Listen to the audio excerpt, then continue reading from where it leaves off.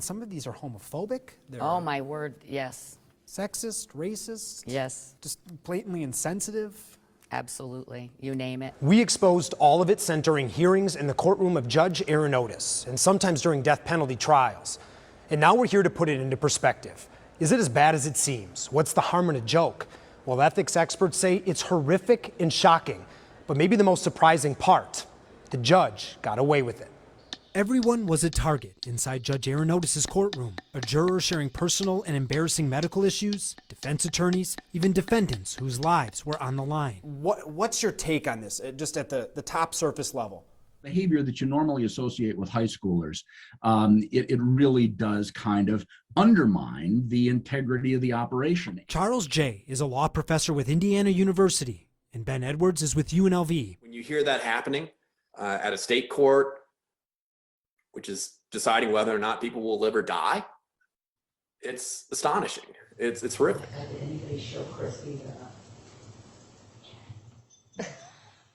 For that to be going on, there had to be an environment and a culture where that was tolerated. Chrissy, come here. We obtained dozens of examples sent over a year and a half, the judge's bailiff initiating most of the emails and sending them directly to Otis. This seems to be kind of chronic behavior. But these experts say it doesn't matter who sent them. The fact that the judge knew, participated, and didn't stop it is just as bad.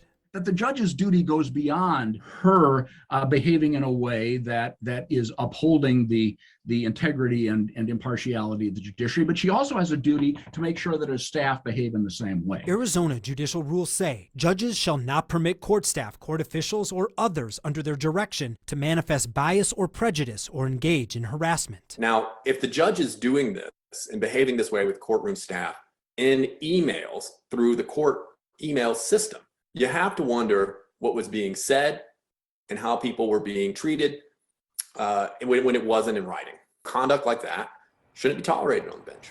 Now, we interviewed outside experts with no ties to Arizona for a reason. That's because here at Maricopa County Superior Court, we spoke to lawyers and even judges unwilling to talk on the record. They felt the risk of speaking out against a judge, the court, and the Judicial Conduct Commission was too great. In speaking of an outside perspective, think about what would have happened if this same kind of conduct was exposed in other high-profile cases in other places. Imagine if this kind of meme was passed around during the trial against Derek Chauvin, who murdered George Floyd. Imagine if the judge and her staff were caught passing around photos like these of an attorney during Johnny Depp's civil trial, in the same way Otis and her staff mocked an attorney in her courtroom.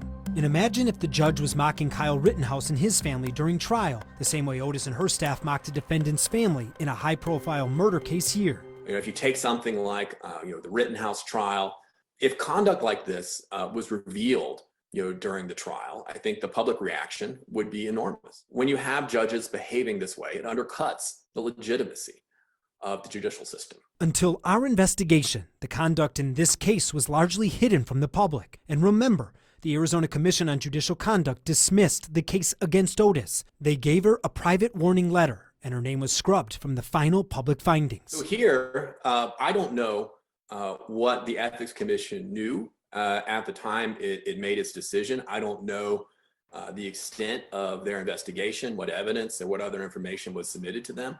If I were sitting in that seat, I'd likely, knowing what I know today, I probably would have made a different decision. The legal profession has for a long time struggled with disciplining misbehaving lawyers and misbehaving judges. It's fair to say that once people are admitted to the bar, enforcement is not always as vigorous as you might expect. We spoke to multiple sources, both judges and attorneys, who say the Judicial Commission dropped cases in the past if judges agreed to leave the bench.